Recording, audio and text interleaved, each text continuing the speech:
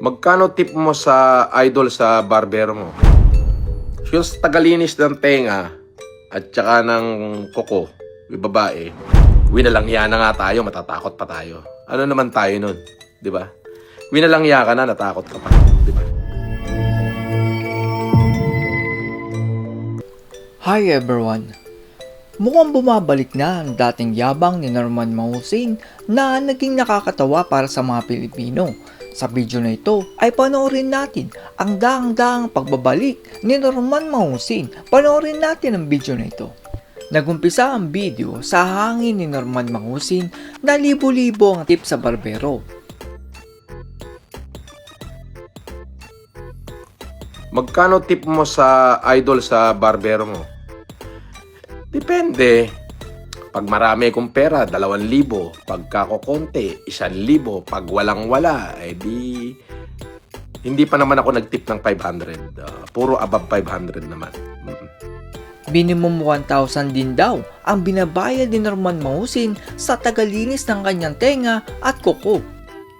Yung tagalinis ng tenga at saka ng kuko, yung babae, minimum 1,000 yun. Pag maraming pera, 1,500, 2,000, gano'n.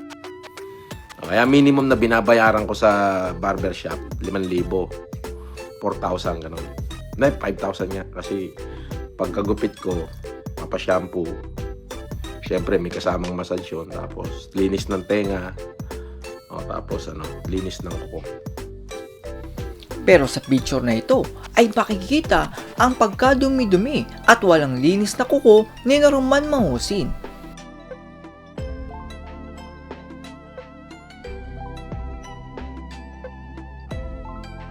Sabi naman ni Norman Mahusin na hindi na daw siya natatakot dahil winalanghiya na daw siya.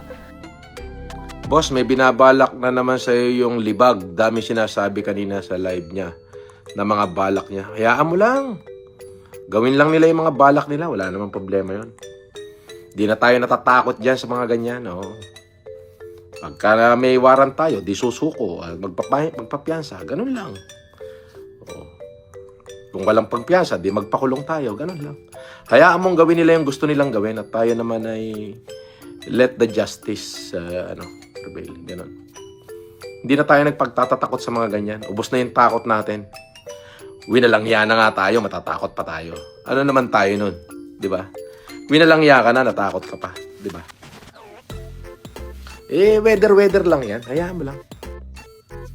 Nagtanong naman ang netizen kung bakit nag-jeep na lang daw si Casper samantalang trilyonaryo ang kanyang amo na si Norman Mahusin. Sabi, Boss FLM, nag-post na naman sila Food Poison na nag-jeep na lang si Casper. Barya-barya na lang daw binibigay mong allowance. Baka namalengke o nabili. Andun siya eh. Nag-prepare siya ng ng paglulutuan ng pares. Oo. Alam nyo ba na masama yung nagpipicture ng pinipicturean nyo yung taong privado tapos ikapost nyo? Masama yan.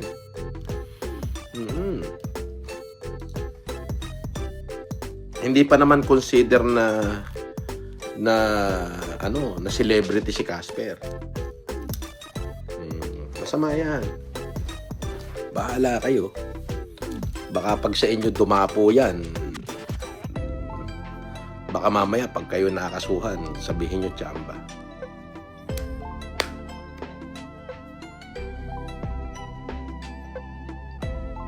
Hindi naman daw natatakot si Norman Mahusin at magkaso na lang daw sila sa kanya. Huwag nila ako pinagtatatakot. Magkaso sila kung magkakaso sila. Ganun lang kasimple. Magkakaso rin ako kung magkakaso ako. Ganun lang. Huwag nyo nang iparating sa akin yan. Hindi ako interesado sa kanila. Ang interesado lang ako dito sa bati-batian natin. Yan. Huwag nyo na rin mentionin yung mga pangalan nila at di rin ako interesado.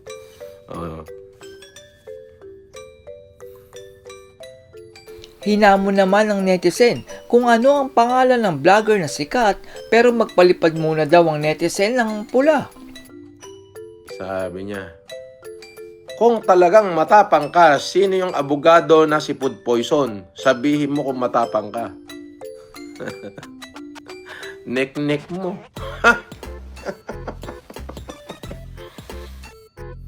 Palipad ka ng kulay pula. Sasabihin ko.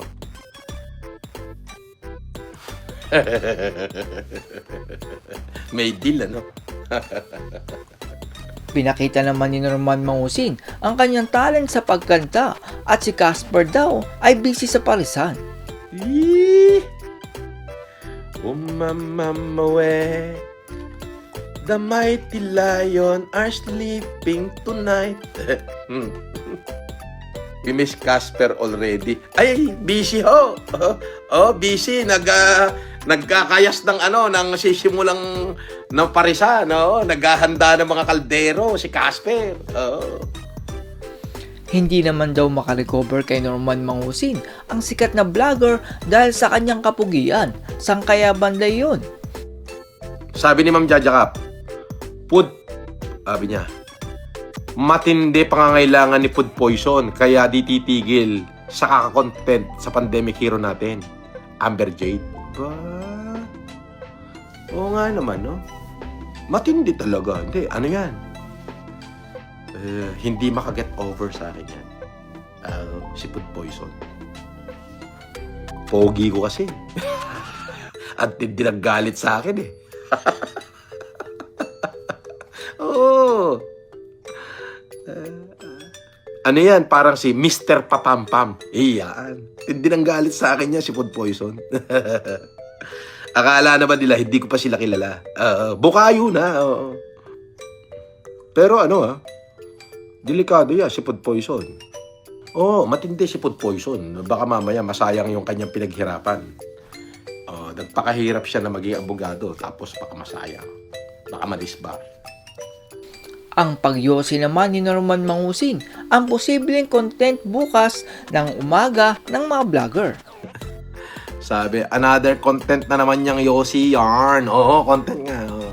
Nakalagay doon, Norman, si Kulaong, nagyosi sa loob ng Sheraton, sa loob ng hotel. Bawal yan, di ba? Nananawagan kami sa Sheraton Hotel.